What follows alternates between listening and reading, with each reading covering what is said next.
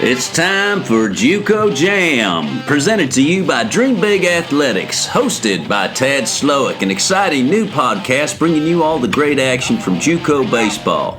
Here you'll find weekly updates from around the country, highlighting the teams, players, and coaches who impact the game at the junior college level.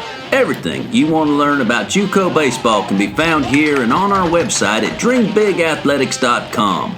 There you'll find our weekly team rankings, the top player rankings headed into the spring, and all the news of what is happening in the game at the junior college level.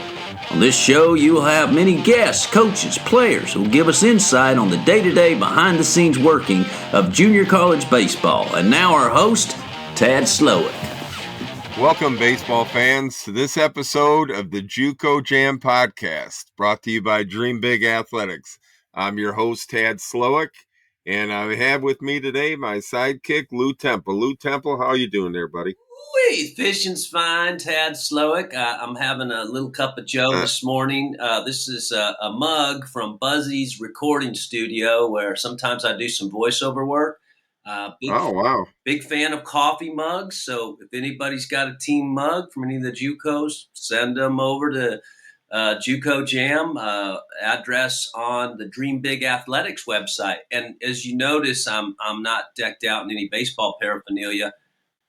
So you look like a GM today. Yeah, I've got my executive suit on, but I wouldn't mind a ball cap. So if there's any JUCO teams wanting to dress us a little bit, I will pimp your lid on air here. All right. So, but I'm doing great, Tad. How are you?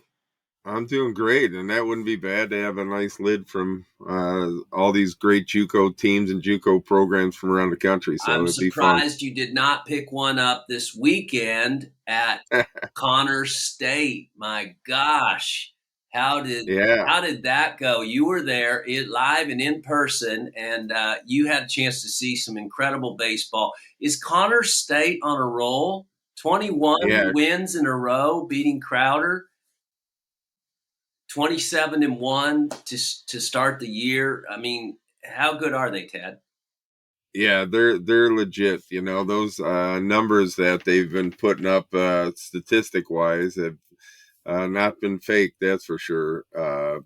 Connors State looked real strong, because Crowder's a perennial power, a team that goes to the World Series all the time, and they're just a tough program, and Travis Lallemand, the coach over there, always has them ready to play. So they play hard and tough, as you get to hear in this game right here.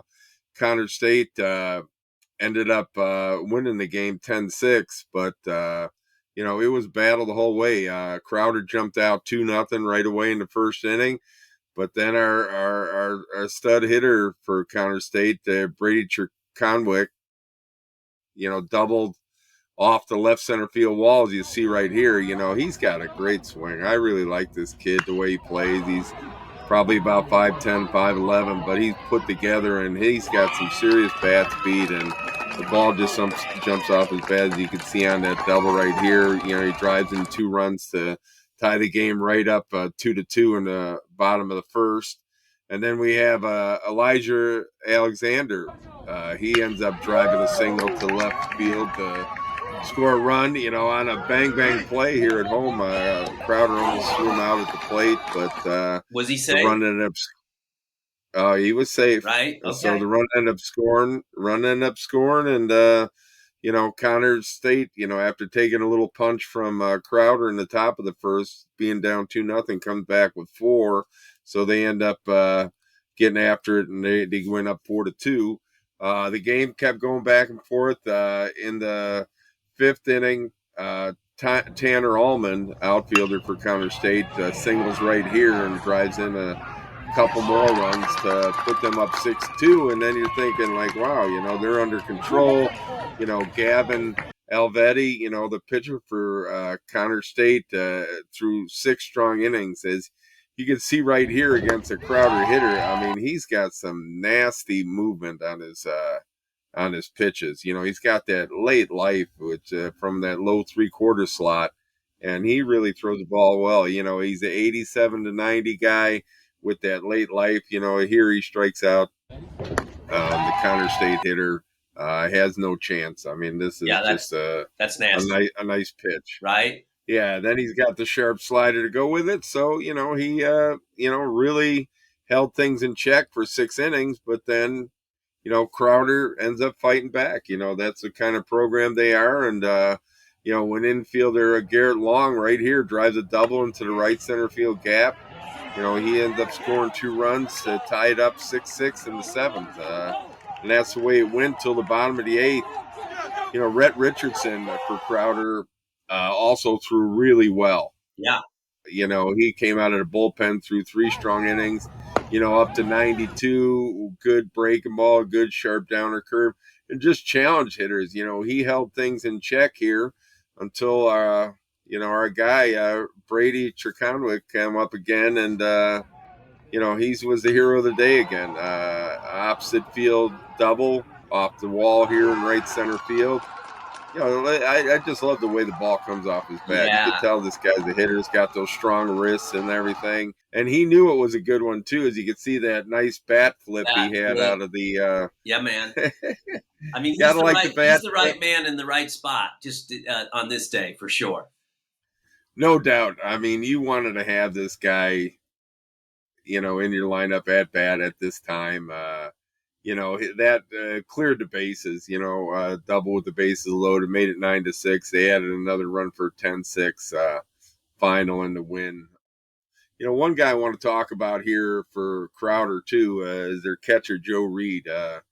Boy, he's a stud back there defensively. Okay. Just blocking ball after ball off his chest and just smothering things, saving runs for the team, and he could also swing the bat too with good power. I mean, he's a good looking prospect. I really like the way he played the game here for Crowder, but it was a battle, and I think this was a big win for Connor State to give them the confidence to say, hey, we could play with anybody here in the country and, just go and get after it. So great game, great atmosphere, night game. So, a lot of fun.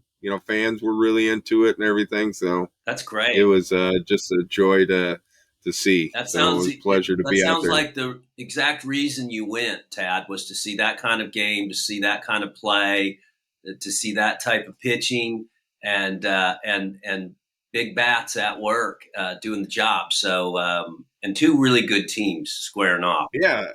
I mean, just two good ball clubs, good JUCO baseball right there. That's for sure. That's why we jam. Hey, let's not forget as we look at our rankings, who's on top. Who's on top again this week? Yeah. Central Florida again has just been on such a roll. We point them out again because they're on a 17 in a row streak. They got some studs over there though. Brian Holiday on the mound there and just been dealing. He's got that nasty curveball too to go along with that 92, 93 mile an hour fastball. Big strong kid. That's a horse you want going all the time. Leading the staff. Isaac Sewell, a freshman left-handed pitcher, has been throwing real good for them also, as well as the rest of the staff. They got guys out of the bullpen, Keller Ellerby, and just guys that throwing the ball really well. So really good stuff. Also offensively, they got Brad Keylori and Kanan George. Both are just tearing it up. 11 home runs each, That's incredible. 11 home runs each. Yeah, it's crazy. And then, Jay Morant also has a lot of home runs for them. He's a big hitting left-handed swinging hitter. And, just they got it all going on. But they're going to get a little challenge. Right. Remember how we talked. A heavyweight bout coming up this weekend, Tad. Yeah, this week it's going to be a heck of a battle. I mean, you got 29-1, number 1 Central Florida, and you got number 8, 29-1 also Santa Fe. I mean, my God, when late in the season they have 2 29-1 teams going after it is just an epic battle. What does Santa Fe bring to the party for you? Yeah, Santa Fe's got a good offense. I mean, I really like Jelani Rogers in center field. I mean, he could go get him, but he could also swing the bat. And JP Hairholes is just swinging the bat real good for them. So they got a good, strong offense. They got some solid guys to pitch. And, I just think it's going to be an epic battle this week. And, we're going to have all the coverage of that big series also. Both teams 29-1, unbelievable. So Yeah, I'm really excited to see what happens there. that's going to be a treat for us for sure. Moving into number 2, Central Arizona also continues 16 in a row. Yeah, 16. Yeah, Central Arizona. I mean, there's not really much difference between these two teams. They're both loaded with talent on the mound and good, strong lineups to go with it. Central Arizona's got, Matt Wilkinson, big, strong left-handed pitcher. And then Patrick Stites, right-hander, big, strong kid, too. And also they got Theo Millis, who's thrown real good for him. He's not as overpowering as the other two guys, but he's got good stuff, knows what to do with it, pounds his own, and, just getting after it, too. And then, their lineup contains, shortstop Luke Theo's swinging the bat real good, along with catcher Lou Albrecht. Lou Albrecht, to me, is one of the top. We talked about Joe Reed earlier from Crowder, but Lou Albrecht, to me, is one of the top catchers, if not the top catcher in the junior Lou, they're college not baseball. booing, they're Louing. I love that. Right, Go right. along Sweet Lou. with Luke. They could Luking and Louing. I love that. Yeah, Sweet Lou is headed up to the University of Washington after this year. He's got committed to play up there. So, Central Arizona just tough as nails. I'm going to actually see them next week, so I'm Okay. looking forward to getting out there and seeing them. So That's fantastic. Well, moving back into the Midwest, into your neck of the woods, Iowa Western, 14-0, 14 in a row. yeah, Hey, guess what? They haven't lost, Tad. What's going on? right. They got a good ball club, real good. Another team with a lot of talent. And that was a harder one to figure out there, Lou. That they won 14 in a row with a 14-0 record. So, I mean, that was challenging for us, math wise. But Yeah, that's good math. somehow we figured it out. So, so. We have So again, calculated. here's a team that's just absolutely loaded. Also, they're number 4 in our rankings. The outfielder Brandon Rogers is just on fire, swinging the bat. It's hard to get that guy out. And he leads a very talented lineup of just good, strong hitters up and down. Pitching wise, Stephen Montgomery and Adam Stanton have been the two guys that have been really the shutdown guys right now for them.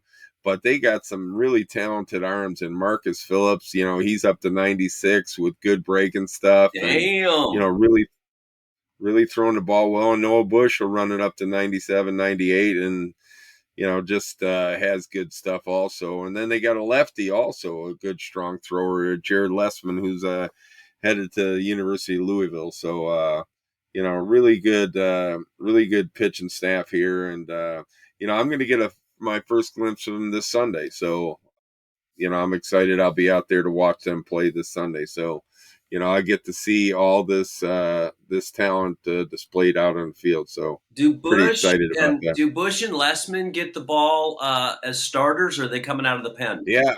Yep, Okay. the starters, and Phillips also, and they just got, they got a ton of guys that could probably all start for them, but they Embarrassment of only have riches on the certain. mound for Iowa Western. Pushing out west, we're at number 12 with Southern Nevada, 22-6. They put together a little streak of their own, and I know you always keep them on your radar.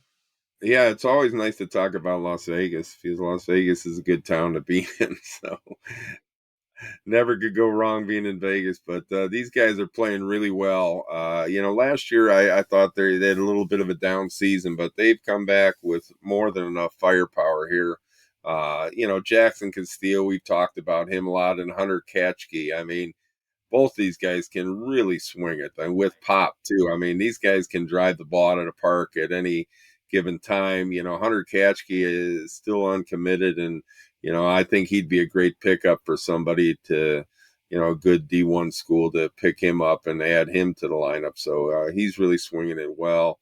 Right-handed pitcher Evan Benevich, he's 5-0. He's dominating on the mound, 1.9 earned average. I mean, just a big, strong kid who can and really get after it. He's pounding the strike zone and, just missing barrels and and showing great stuff, and just been really tough. So Southern Nevada's got it going on here pretty good right now.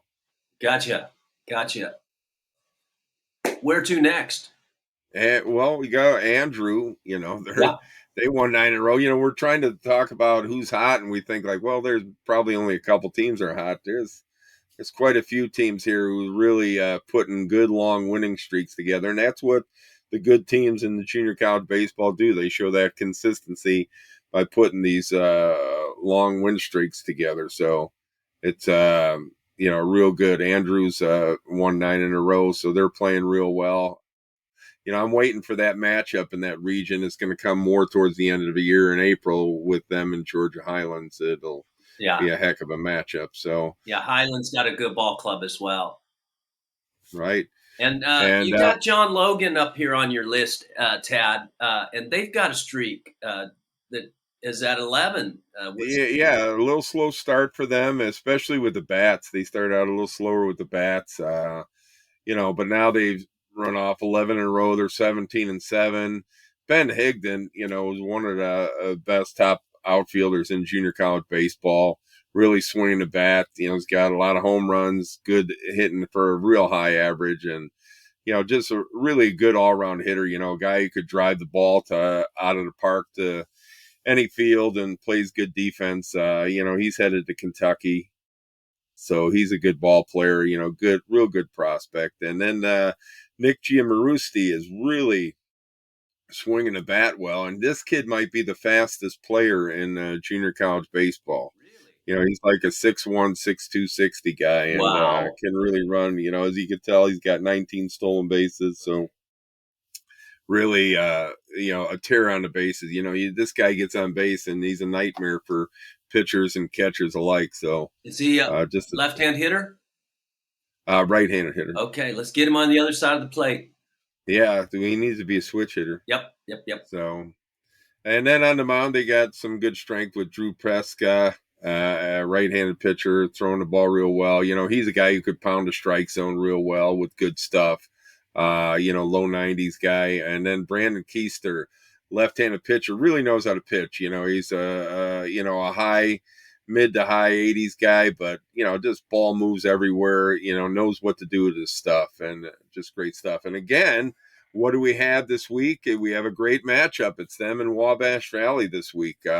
I'm going to see it downstate to see that game on Thursday. Okay, the first game of their series, and so I'll bring you the highlights for that for next week. And is that at Logan or is that at Wabash? It's at Logan to start out with. They go back and forth and stuff. The schools aren't too far from each other, and that's really the matchup every year in that region. Is those two are the two primo teams, and they're going to have at it. Wait till you see the adrenaline that's running through both of those clubs on Thursday. I mean, they're going to be hunting for bear and ready to play. So I mean, it'll be a great matchup, and like I said, we'll bring you all the highlights from that. Right on. Hey, who's swinging the bat well? Riley Silva at Barton. Yeah, he's really doing a great job. I mean, Barton itself, we kind of were maybe a little light on these guys early in the year.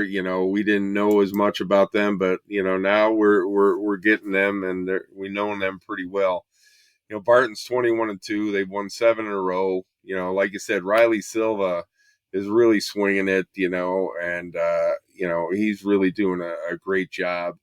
And they also got good guys on the mound too. Ricardo Sanchez and David Stewart, are really doing well on the mound. So, they got a good club, and I think we should be hearing more from them as the year goes on. So, just also a good, strong club. Now, you weren't just seeing Connors this past week. You had a chance to drop in on the McLennan Weatherford series. Is that right? Right, exactly. And it was a great series. I mean, two teams that really got after it. These are two of the top teams in that Region 5 over there. Right. And, I mean, this is Texas baseball. This is quintessential Texas baseball, right? Right. And you should see the beautiful complex that Weatherford plays in. You'd think that, really? Maybe, junior college is just, not quite up to speed on their facilities, but this facility is unbelievable. Great turf field, stadium. They got a lot of room for they have batting tunnels that are covered and stuff in case of weather, and they got plenty of places to train and play. And I really think that this bodes well for junior college baseball with these kind of facilities. McLennan has a great one too, and it was a pleasure to watch in such a great two great teams on a great facility like Well, this that. is exactly why programs like this are able to recruit and get great athletes to come in right out of high school and commit with that type of facility that ranks at some level of Right. Division One, right? I mean, my gosh. Right, and right there, it's a D1 looking stadium. I mean, it's really impressive. So it's a nice place to play. Like I said, it's a great way to watch a game. And boy, what a game we did see. Will Clement and Trip Banta. Will Clement, right-handed pitcher for McLennan, and Trip Banta, left-handed pitcher for Weatherford. Just went toe to toe. These two locked horns. I mean, do you understand how fortunate you are? What you would pay as a professional scout to see this type of game, this matchup? Oh, it's great. It's great. You got guys, Clement's low to mid 90s guy with a great slider, very deceptive. As you can see right here, Clement just throwing that ball by hitters and getting a strikeout against Weatherford. He's a big, strong, athletic kid too. I mean, right. His fastball reminds me of mine a little bit. Big, heavy sink on it. So he's got that heavy fastball, which is tough on hitters, and ground ball out. He kept. Yeah, besides one a home run he let up, he was flawless. Besides that, good stuff. Got that deceptive slider. And then Trip Banta, not to be outdone, left-handed pitcher, just pounding the strike zone. And, he's got that real deceptive slider, that late breaker one. He backdoored a lot of hitters to get a lot of strikeouts, those right-handed hitters. Right. Backdoored a lot of hitters. You see right here, him, just showing great stuff and, dominating the tough McLennan lineup at times. So it was very impressive. Both guys were very impressive. But the big hit that broke it open in the seventh inning, his first game was a 7-inning driver. So this was the last inning. Ty Johnson, he's playing second base for them right now, and, a good athlete, and just got into one right here and doubled over the right fielder's head and cleared the bases. Ty Johnson. Do you see him as a second baseman, Tad, or where do you see him? Well, I see him anywhere. Okay. I mean, he can play. I've seen him in center field now. I've seen him at second base. He's that type of guy who's athletic and can move around and play several spots.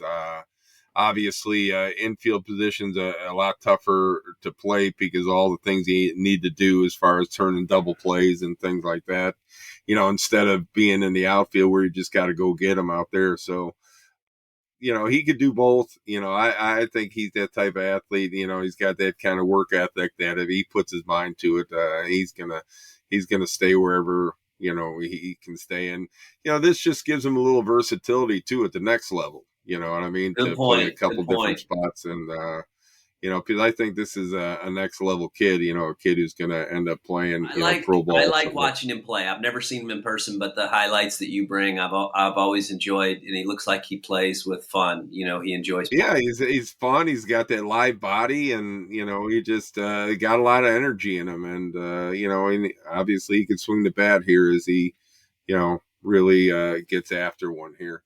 And then Max Hamilton came in and closed the game out. He was up to 94 with good stuff and just handled things there in the bottom of the seventh for a 5-1 McLennan victory.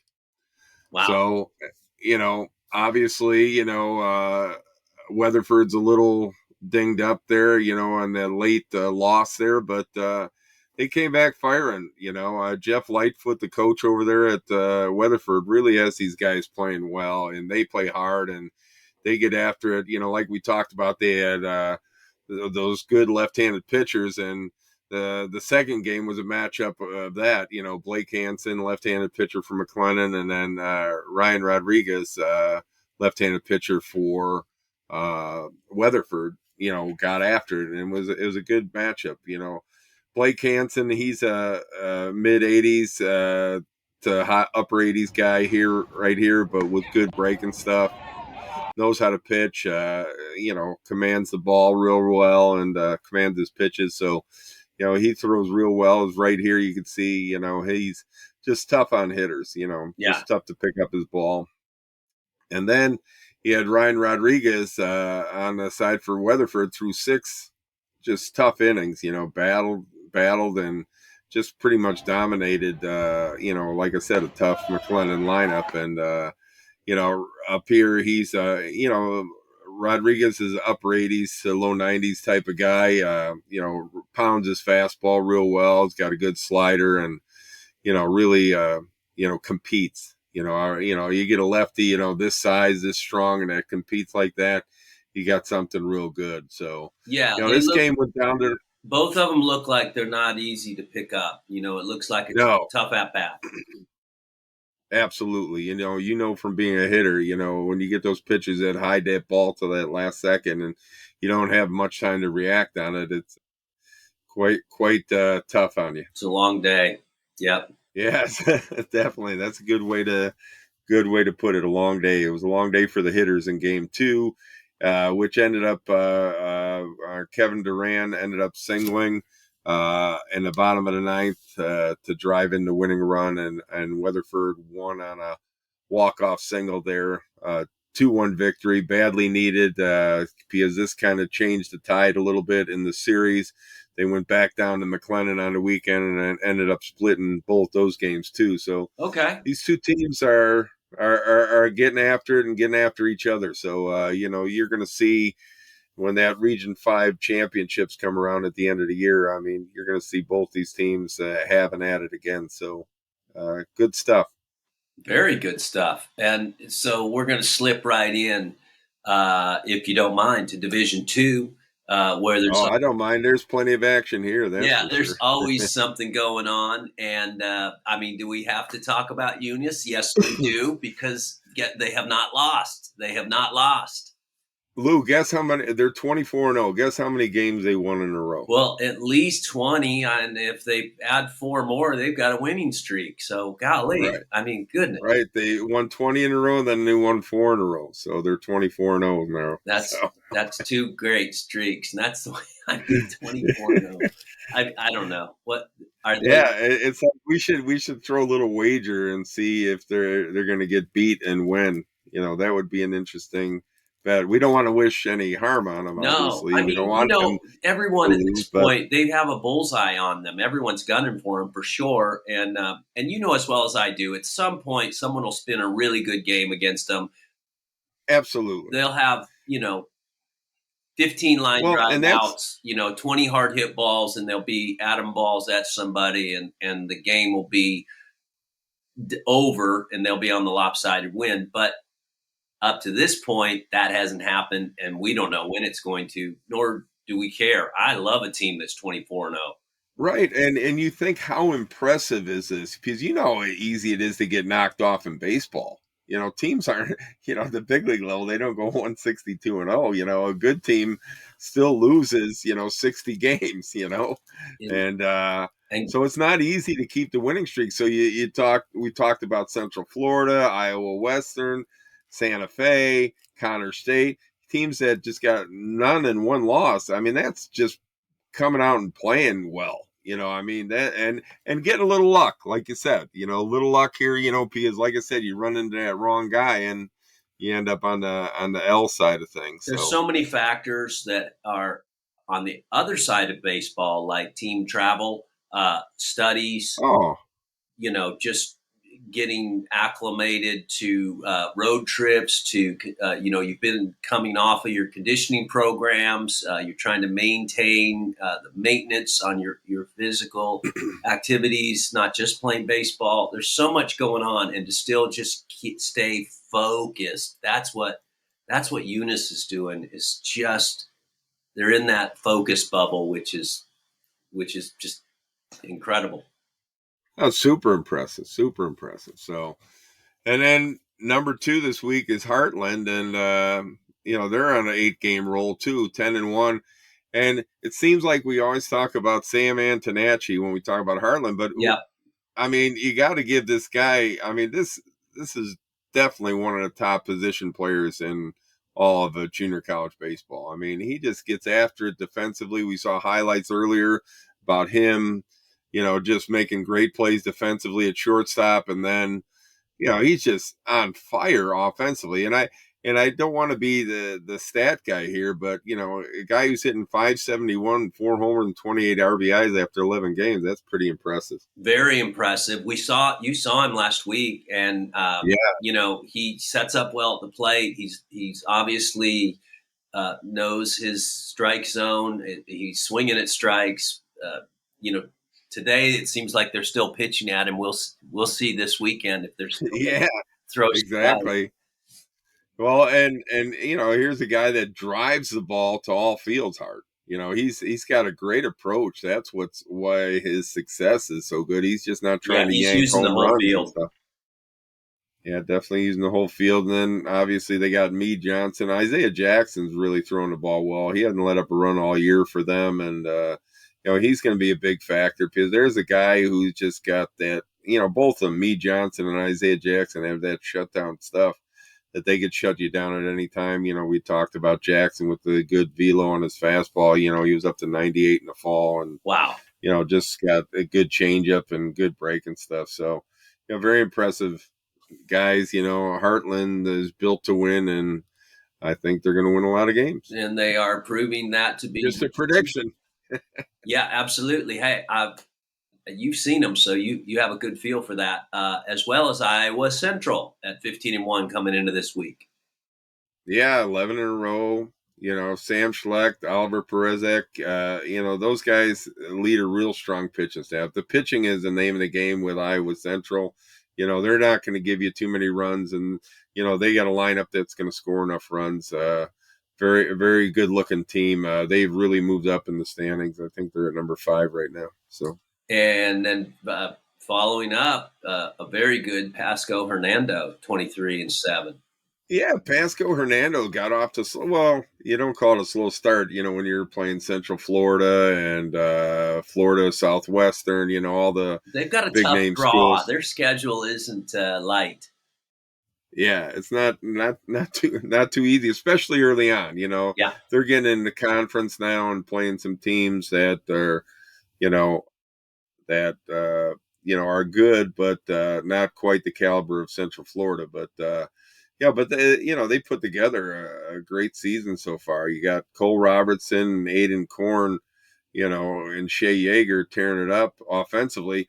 Plus, Shea Yeager is just getting it done on the mound, too. Here's a two-way guy, and that's going to be a little bit of a theme for this podcast. We're going to talk about these guys who are really getting after it, both on the offensive side in the lineup and then on the mound also. And Shea Yeager is one of those guys. Logan Jones is also getting it done on the mound for Pasco. So they're firing, they're getting after it now, and they're going to be ready to go here down the stretch. And when these guys pitch, are they in the lineup as hitting for themselves then? Oh, yeah. Okay. Yeah, I mean they're swinging the bat, Yeah. I mean they got to have these guys in the lineup. So, and we're seeing more of that. Obviously, it works with Shohei Ohtani and Shea Yeager. So let's exactly. see more of it. I'm sure Shea's going to be real happy that you and you said Ohtani in the same sentence that his name was. How about Frederick? We haven't talked much about Frederick, I don't believe, this year. But yeah, they got off to a little bit of a slow start. Like them. Obviously, yeah, I do. They're they go to the World Series. They're going to be strong up there in the Northeast, up there in Maryland and stuff. And they got a good club, great coaching. They're coached well, and right now, infielder Aiden Masters is off to a hot start. Really swinging the bat good. There's a kid who could play, defense and swing the bat. So, they got a really good, strong force in him to lead that lineup. Jordan Trinnell has been tough on the hill for them, 4-0, just been dominant with his stuff. that's a guy who could really pitch too. Trinnell is a guy who uses his stuff real well and really knows how to pitch and gets after it. Very aggressive competitor.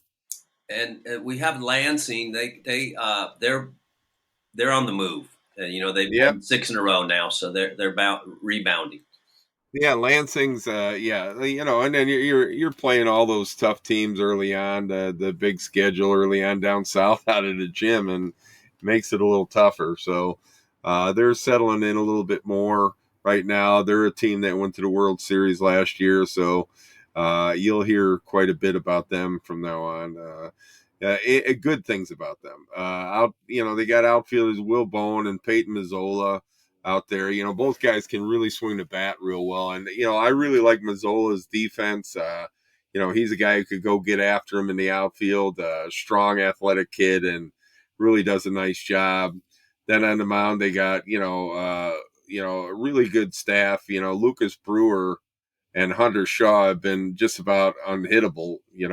Both those guys have real good stuff, mix it up well, and really know how to pitch. So, they're going to win a lot of games for them for the rest of the spring. And then moving right into Westchester at 18-2, they put 10 in a row together. What do you know about them, Tad? Yeah, well, I mean, it's like I like these new teams that I really didn't get as good of a feel for last year, but now I'm starting to get an idea what these programs are all about. Westchester, 18-2. They've won 10 in a row. They got Tommy Pogge and Louis Bert Frias. Are guys that are swinging the bat real good for them, and just two guys that are really hard outs in that lineup. I mean, they're just leading the way, and they're having a good effect on everybody else. And they got some guys who could swing the bat in that lineup. They got Thomas Brown and Ryan also who lead a real talented pitching staff. They're getting some real good pitching early on here. Obviously, that helps the record, as you can see, and just having a good staff like they do. If they could keep this up, there'd be a force to be reckoned with come April and May. So very good, very good. And Lake County is also playing well. Yeah, Lake County 10-1. They won 9 in a row. Tyler Swanson and Valentin Cherna Jr. are both swinging the bat real good. As a matter of fact, I might get to see them this afternoon if the weather's good enough. So good. I might head up to Lake County and see what they got. They're playing against Bryan and Stratton today, who also is kind of on the teams to watch list. And, so you got two pretty good clubs going after it. They got pitchers Casey Kidzerski and Brendan Miller, also both guys, upper 80s guys who could throw the ball real well and got good stuff, can mix it up a little bit, and just know how to use their stuff, know how to pitch. So they're a good, strong team, good out of the gate, and they got a tough region. They got McHenry there, Kankakee, Morton. They got some teams that they're going to have to deal with. Madison. So, they got some teams they're going to have to deal with, but I'm glad they're off to a good start. Heath Cummings does a great job up there coaching-wise. Finally, we get to talk about an East Coast club, Sussex County, 13-0. Yeah, 13-0. I mean, it's great to see. How many do you think they won in a row, Lou? 12, and then they have a one-game winning streak. I don't know. One-game winning streak, right. The 13 in a row. So, okay. Yep. 13 in a row. Infielder Taryn Babcock and are really swinging the bat real well, and Leighton Cavalier swinging the bat real well. Both those guys in the lineup, make a strong lineup for them. Also, and we talked about two-way guys. Here's another two-way guy, and Taryn Babcock. He's also throwing well off the mound. Really kind of one of the leaders on that staff. They also have Soda Inden and a left-handed pitcher, Tanner McLean. And Tanner McLean has really been dealing.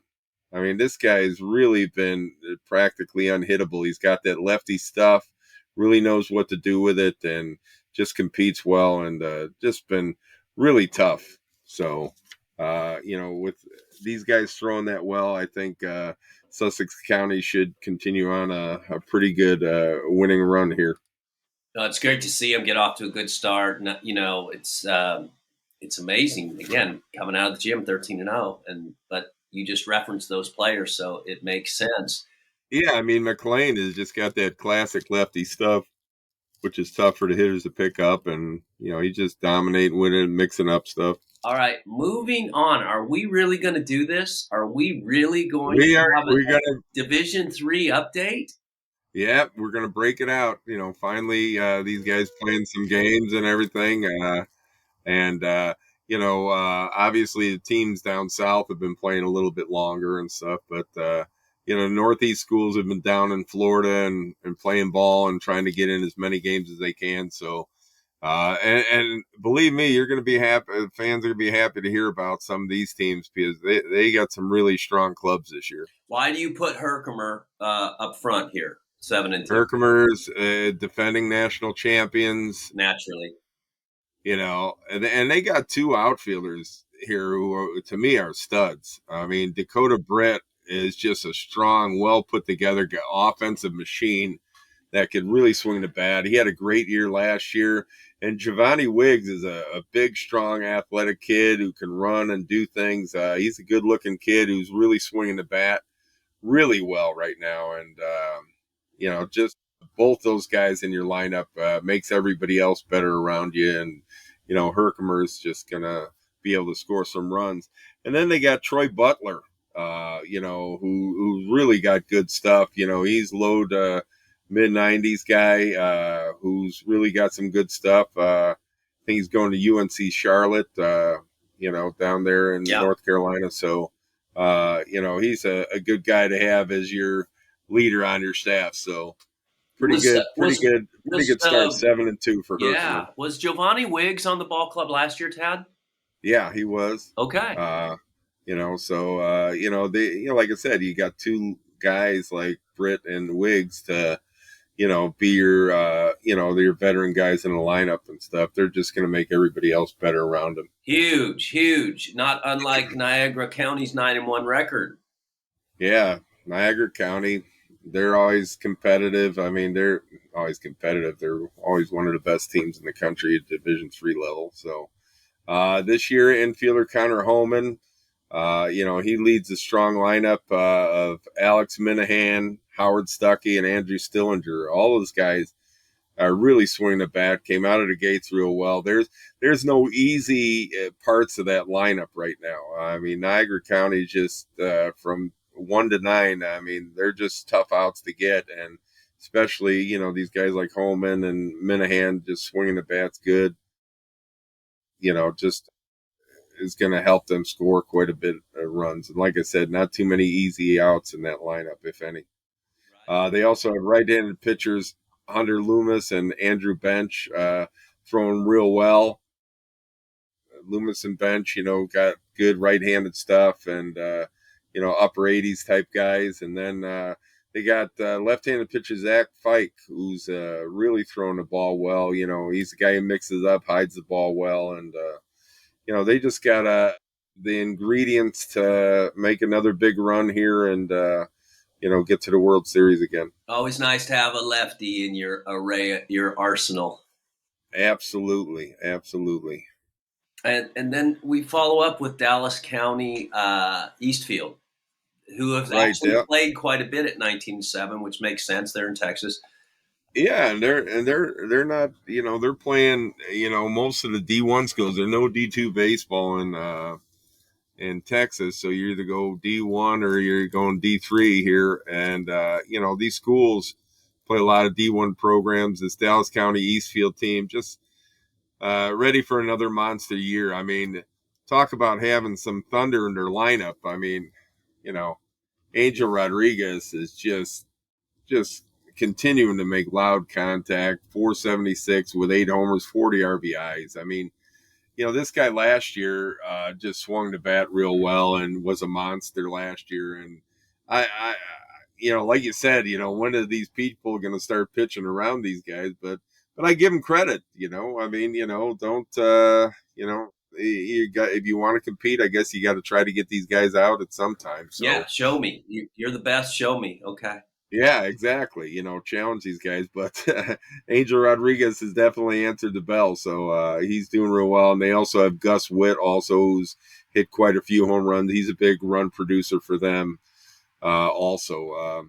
Then on the mound, they got Jacob Prokarm. He's been really kind of their strong guy on the mound. They got other guys that are throwing the ball real well, so they got a good staff. And then the team I definitely want to talk about here is Caldwell Tech. Okay. I mean, yeah, 19-2, Yeah. won 15 in a row. I mean, talk about a monster team right now. I think they're wanting to get after it, get back to the World Series and win it this time. They're on a mission. They got Breon Ishmael, back, and he's really swinging the bat again. Good strong outfielder for them. Putting up great numbers offensively, but they just got a bunch of monster guys here who are getting after it. I mean, talk about not having any relief in your lineup. I mean, if you're a pitcher having to go against these guys, they got catcher Jacob Beber, outfielder Bo Davidson, infielder Garrison Burns, and infielder Hayden Setzer. I mean, those guys all are hitting over 400 and just putting up monster numbers offensively. So, I mean, that's one hell of a lineup to have to play against. It's just very impressive. Caldwell Tech's been on the offensive side. Right. And Yeah. then again, Hayden Setzer, another guy who's really swinging the bat real well, who's also 5-0 on the mound. Okay. I mean, he's really getting it done on both sides. He's been their workhorse, not only in the lineup but on the mound, and just performing at a real high level. So hats off to Hayden Setzer for being impressive on. Yeah, for being a big man on campus, BMOC, Yeah, man. yeah. There's no doubt he's a big BMOC on that Caldwell Tech team. So really doing a great job, as well as they got also pitching Bradley Jordan and Walker Pedante are really throwing the ball well for Caldwell Tech. And like I said, Caldwell Tech's ready to roll, and these really are the top teams right now in Division III. And, we're going to get more in depth as the weeks go on and teams get more games under their belt. But, this is some impressive playing that these four clubs have really done here. Yeah, At I the like top how of the we list. opened up with Division III with such a prolific group, and so we'll keep that moving and look forward to other teams breaking in and getting reports on them. I'm sure you're going to see some of those teams as well. Yeah, We absolutely. have covered so much this week. It's incredible. Yeah. I mean, not just Well, our trip, and but the whole schedule. And think of what we have coming up. We have the Santa Fe Central Florida uh, battle. We have the Wabash Valley John Logan battle. I mean, you just got all these matchups coming up where these top teams are going after each other, and that's what makes JUCO baseball so great. So Just a lot this of is a fun. lot. Yeah, a lot of fun today. I'm glad.